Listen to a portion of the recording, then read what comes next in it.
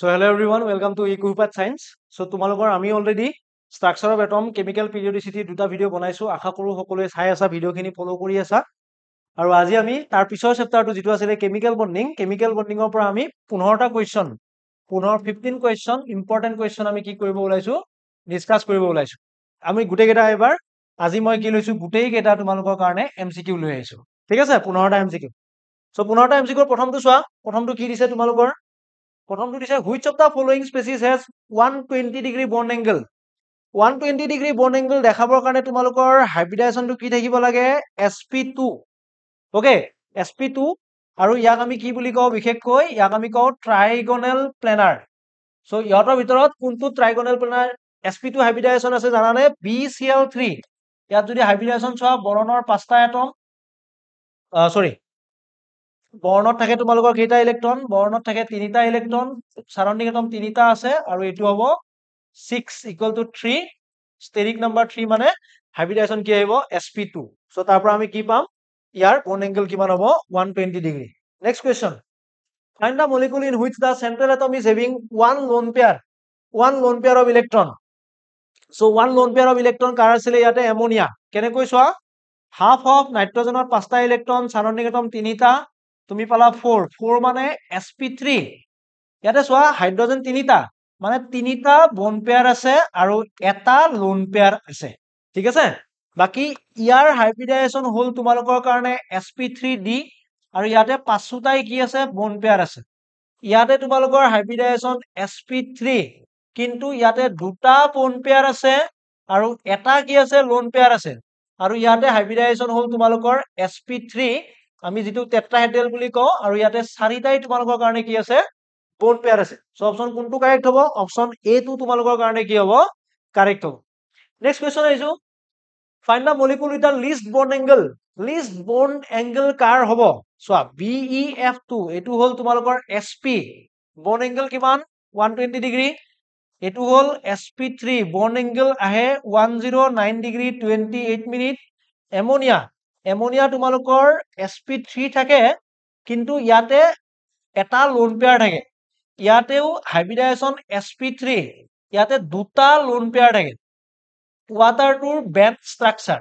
এই দুটা লোন পেয়াৰে কি কৰিব ৰিপালশন কৰিব বন্ড পেয়াৰক আৰু ইয়াৰ এংগলটো কি হ'ব সৰু হ'ব লিষ্ট দ্যাট মিন্স অপচন কোনটো কাৰেক্ট হ'ব অপচন ডি টো তোমালোকৰ কাৰণে কি হ'ব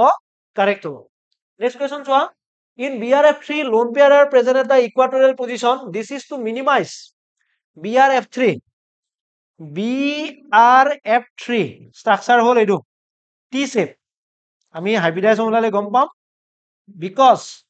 minimum ki koribor karone use koru minimum lone pair repulsion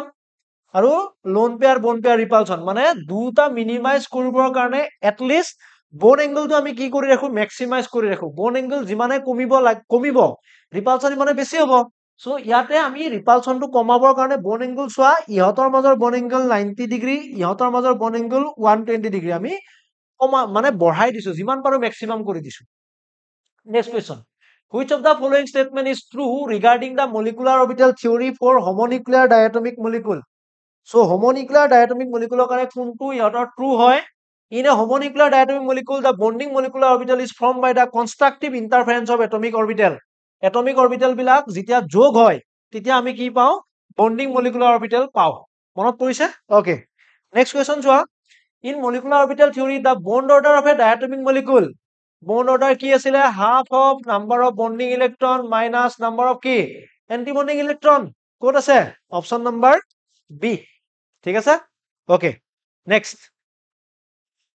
which molecular orbital is formed from the linear combination of two 1s atomic orbital দুটা কি কৰিছে 1s orbital কৰিলে overlap কৰিলে কোনটো molecular orbital form হ'ব sigma 1s which molecular orbital is formed from the linear combination of two bonding orbital so option তোমালোকৰ কি হ'ব ইয়াতে sigma 1s মানে এটো এটা 1s এটো এটা 1s এটো যদি এনেকৈ আহে এটো এটা এনেকৈ আহে এটো হল sigma 1s আৰু এটো sigma star 1s ঠিক আছে অপচন সি নেক্সট কোৱেশ্চন চোৱা which of the following diatomic molecule is paramagnetic according to molecular orbital theory most favorite question examineৰৰ কাৰণে অক্সিজেন ইজ এ কি স্পেচিছ জানানে তোমালোকে that is a paramagnetic species কেইটা আনপেয়াৰ্ড electron থাকে জানানে আনপেয়াৰ্ড ইলেক্ট্ৰন থাকে তোমালোকৰ দুটা ঠিক আছে ইয়াতে এন্টি বন্ডিং যিটো অৰবিটেল থাকে সেই অৰবিটেলটোত তোমালোকৰ কি হয় দুটা আনপেয়াৰ্ড ইলেক্ট্ৰন থাকে মনত কৰিবা ঠিক আছে next question which of the following molecule can form hydrogen bond ইহঁতৰ ভিতৰত কোনটো মলিকুলে ফৰ্ম কৰিব পাৰে হাইড্ৰোজেন বন্ড ফৰ্ম কৰিবৰ কাৰণে তোমালোকৰ কি থাকিব লাগিব ইলেক্ট্ৰনেগেটিভ এলিমেন্ট থাকিব লাগিব আৰু ইলেক্ট্ৰনেগেটিভ এলিমেন্ট থাকিবৰ কাৰণে তোমালোকৰ কি হ'ব HCl আৰু NH3 নাইট্ৰজেন ইজ মোৰ ইলেক্ট্ৰনেগেটিভ ইয়াতে হাইড্ৰোজেন বন্ডিং থাকিব which of the following statement about hydrogen bonding is incorrect hydrogen bonding is a type of covalent bond no hydrogen bonds are generally weaker than ionic and covalent bond yes this is true it was true hydrogen bonding play a significant role in determining the properties of water yes liquid hoy molecule bilak beshi usorot ahi jay hydrogen bond can occur between different molecule or within different part of a single molecule yes intramolecular hydrogen bonding aru intermolecular hydrogen bonding so kuntu option incorrect type of covalent bond that is incorrect etu false etu pure false hydrogen bonding is a key interaction janane ami agoteu discuss korisu that is a dipole interaction hydrogen bonding to key interaction hoy dipole interaction okay fine next question joa which of the following is a necessary condition for hydrogen bonding presence of hydrogen atom only no hydrogen atom bonded to a highly electronegative atom yes that is correct hydrogen atom to ki hobo lagibo hydrogen eta electronegative element or logot ki thakibo lagibo bonding thakibo lagibo titia a2 delta negative a2 delta positive interaction hobo dipole interaction 12 number question which of the following molecule has a band shape according to VSEPR theory সকলোৱে জানে water তাতে দুটা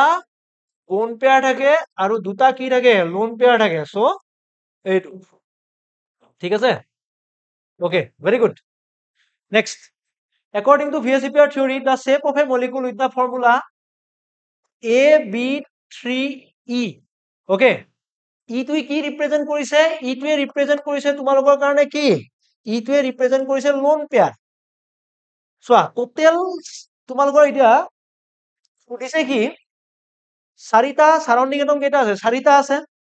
so এতিয়া সুধিছে তাৰ পৰা তোমালোকৰ এটুত ষ্ট্ৰাকচাৰটো কি হ'ব so A B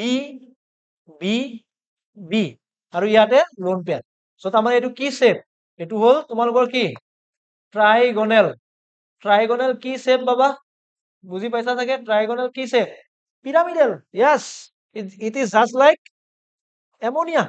yes 14 what is the molecular geometry of SF6 as predicted by VSEPR theory half of sulfur 6